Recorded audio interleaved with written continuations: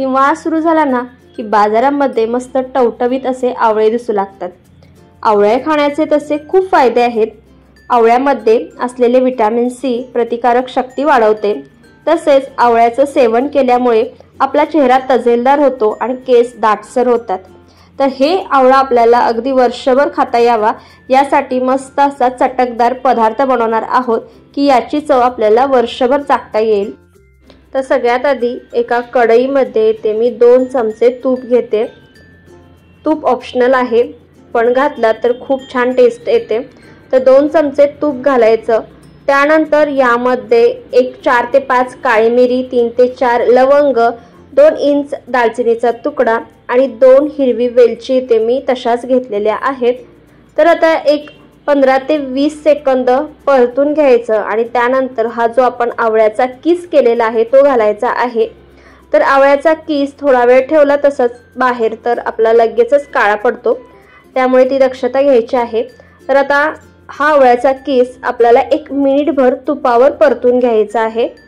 तुम्ही जर या चॅनलवर नवीन असाल तर प्लीज अशाच नवनवीन रेसिपींसाठी चॅनलला सबस्क्राइब करायला विसरू नका।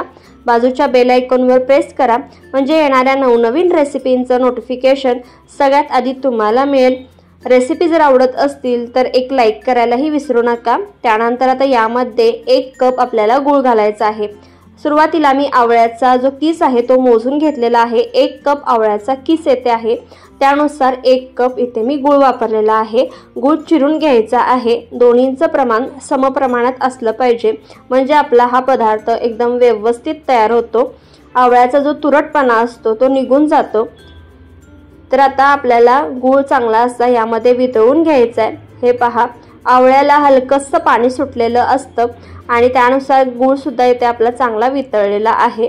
आता हे मिश्रण आपल्याला एक 3 ते 4 मिनिटं लो गॅसवर चांगलं असं शिजवून घ्यायचं आहे। कुठेही मोठी फ्लेम करायची नाही, लो गॅसवर शिजवून घ्यायचा आहे, कारण आपण हा आवळा कच्चा किसून घेतलेला आहे।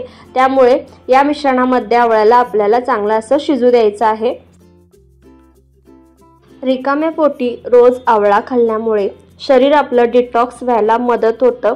त्याचप्रमाणे डोळ्यांच्या आरोग्यासाठी, आपल्या केसांच्या वाढीसाठी, चेहऱ्यासाठी आणि अजून अशाच अनेक फायद्यांसाठी आपल्यासाठी हे खूपच फायदेशीर आहे।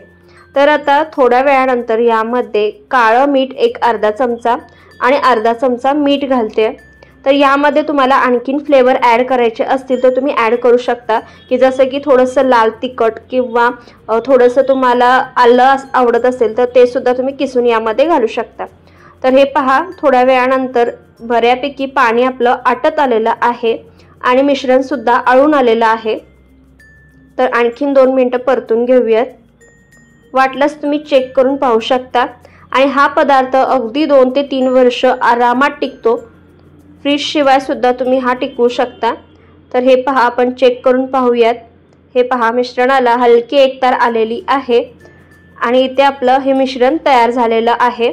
याच्यापेक्षा जास्त पुढे मिश्रण नेलं तर मग ते घट्टसर होतं थंड झाल्यानंतर। या स्टेजवर आता गॅस बंद करायचा आहे आणि हे मिश्रण पूर्णपणे थंड होऊ द्यायचं आहे। थंड झाल्यानंतर एका हवाबंद डब्यामध्ये, काचेच्या किंवा प्लास्टिकच्या बरणीमध्ये हे तुम्ही स्टोर करून ठेवू शकता। अगदी वर्ष, 2 वर्ष, 3 वर्ष हा आवळ्याचा छुंदा आरामात टिकतो। फ्रीजमध्ये ठेवणार असाल तर फ्रीजमध्ये सुद्धा स्टोर करून तुम्ही ठेवू शकता। तर हे पहा, आपला इथे मस्त असा आवळ्याचा छुंदा तयार झालेला आहे। अजिबात तुरट लागत नाही, मस्त चटपटीत फ्लेवरचा तयार होतो। हा पदार्थ तुम्ही तसाच खाऊ शकता किंवा लहान मुलांना तुम्ही चपातीला लावून देऊ शकता।